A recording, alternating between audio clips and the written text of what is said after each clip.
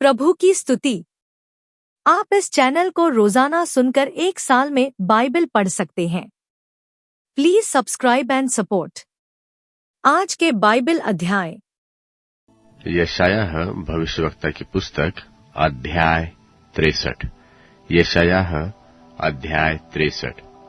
यह कौन है जो एदोम के बोआ नगर से बैंजनी वस्त्र पहने हुए चला आता है और अति बलवान और भड़कीला पहरावा पहने हुए झूमता चला आता है? यह मैं ही हूँ जो धर्म से बोलता और पूरा उद्धार करने की शक्ति रखता हूँ। तेरा पहरावा क्यों लाल है और क्या कारण है कि तेरे वस्त्र हौद में दाख रौंदने वाले के समान है? मैंने तो हौद में अकेले ही दाखें रौंदी है और देश देश के लोगों में से किसी ने मेरा साथ नहीं दिया। हाँ, मैं अपने क्रोध में आकर उन्हें रौंदा और जलकर उन्हें लताड़ा। उनके ही लहू से जो छींटे जो मेरे वस्त्र पर पड़े, इससे मेरा सारा पहरावा धब्बेदार हो गया है, क्योंकि पलटा लेने का दिन मेरे मन में है और मेरी छुड़ाई हुई प्रजा का वर्ष आ पहुंचा है और मेरे ताकने पर कोई सहायक न दिखाई पड़ा। और मैंने इससे अचंभा भी किया कि कोई संभालने वाला नहीं मिला।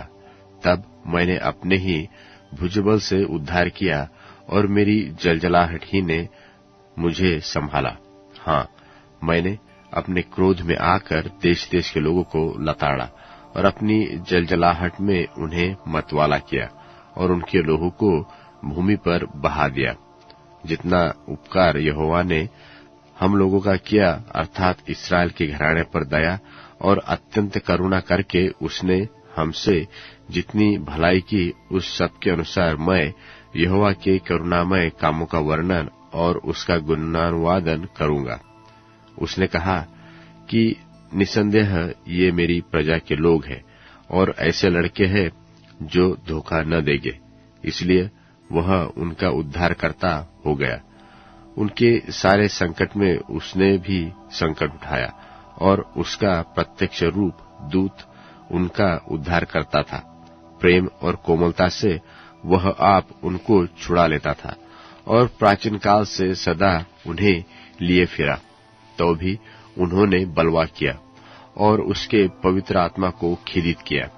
इस कारण वह पलटकर उनका शत्रु हो गया और आप उनसे लड़ने लगा। तब उसके लोगों को प्राचीन दिन अर्थात मूसा के दिन स्मरण आए। वे कहने लगे कि जो अपनी भेड़ों को उनके चरवाहे समेत समुद्र में से निकाल लाया, वह कहाँ है? जिसने उसके बीच अपना पवित्र आत्मा डाल दिया, वह कहाँ है?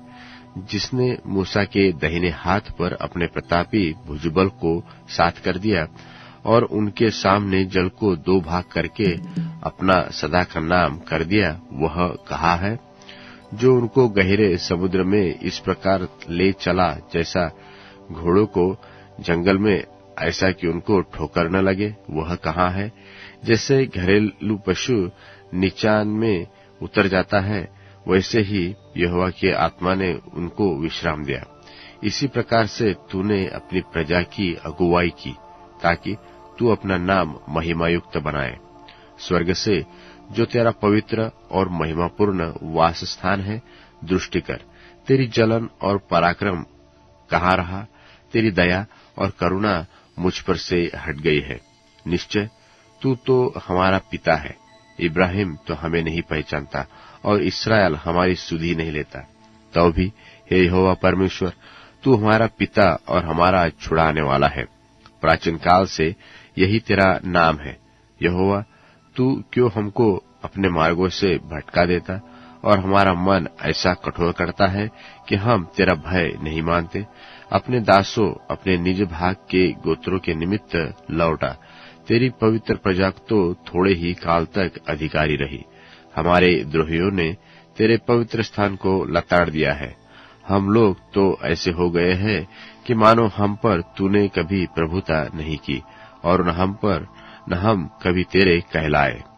यशायाह भविष्यवक्ता की पुस्तक अध्याय 64। यशायाह अध्याय 64। भला हो कि तू आकाश को फाड़कर उतर आए और पहाड़ तेरे सामने कांप उठे। जैसे आग झाड़ झंझाड़ जला देती है व जल को उबालती है, उसी रीति से तू अपने शत्रुओं पर अपना नाम ऐसा प्रकट कर कि जाति जाति के लोग तेरे प्रताप से कांप उठे। जब तूने ऐसे भयानक काम किए जो हमारी आशा से भी बढ़कर थे, तब तू उतर आया और पहाड़ तेरे प्रताप से कांप उठे। क्योंकि प्राचीन काल ही से ऐसा परमेश्वर जो अपनी बाट जोहने वालों के लिए काम करे, तुझे छोड़ न तो कभी देखा गया और न कान से उसकी चर्चा सुनी गई। जो लोग धर्म के काम हर्ष के साथ करते हैं और तेरे मार्गों पर चलते हुए तुझे स्मरण करते हैं, उनसे तू मिलता है। परंतु तू क्रोधित हुआ है क्योंकि हमने पाप किया और हमारी यह दशा बहुत काल से है, तो क्या हमारा उद्धार हो सकता है? देख, हम सब के सब अशुद्ध मनुष्य कैसे हैं। हमारे सारे धर्म के काम कुचेले चित्रों के समान है और हम सब के सब पत्ते की नाई मुरझा जाते हैं और हमारे अधर्म के कामों ने वायु की नाई हमें उड़ा दिया है। और कोई तुझसे प्रार्थना नहीं करता और न कोई तुझसे सहायता लेने के लिए उद्यत होता है कि तुझसे लिपटा रहे, क्योंकि तूने हमारे अधर्म के कामों के द्वारा हमको भस्म कर दिया है।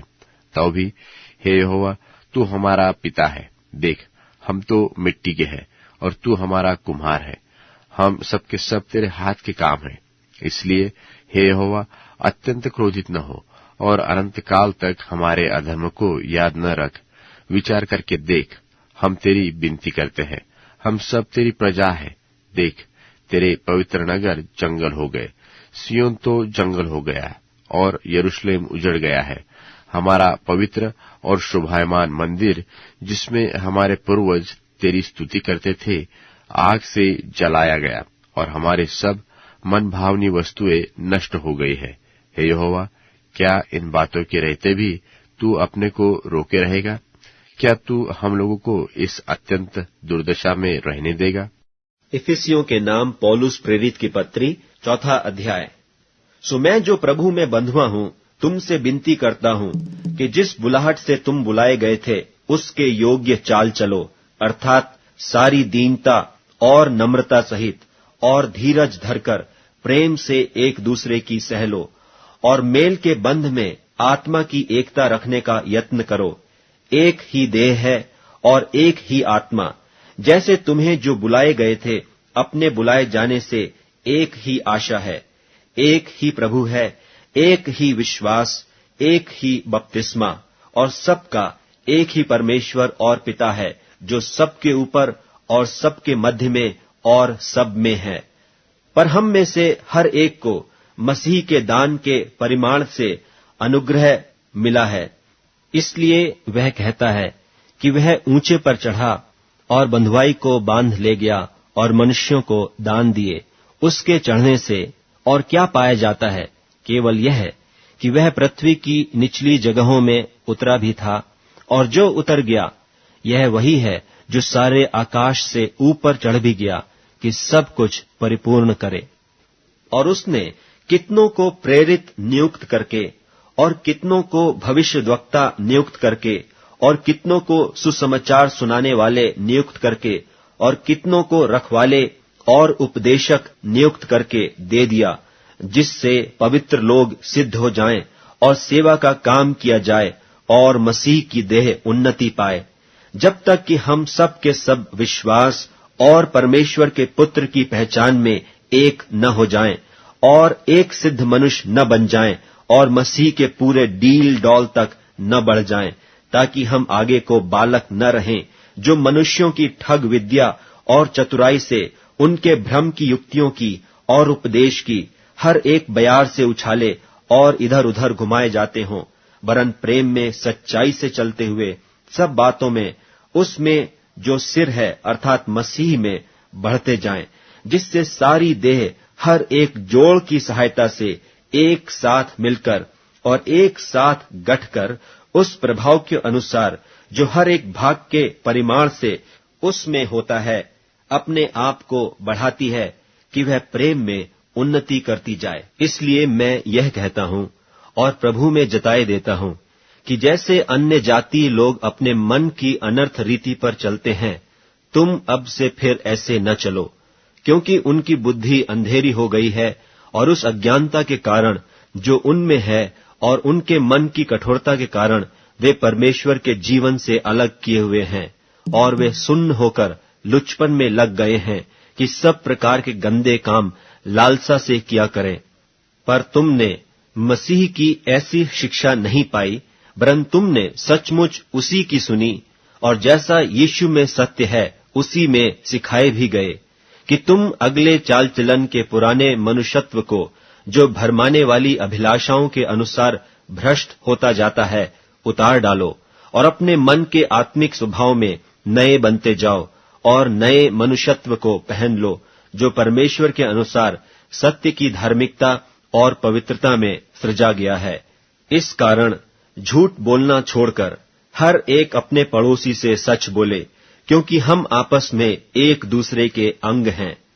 क्रोध तो करो पर पाप मत करो।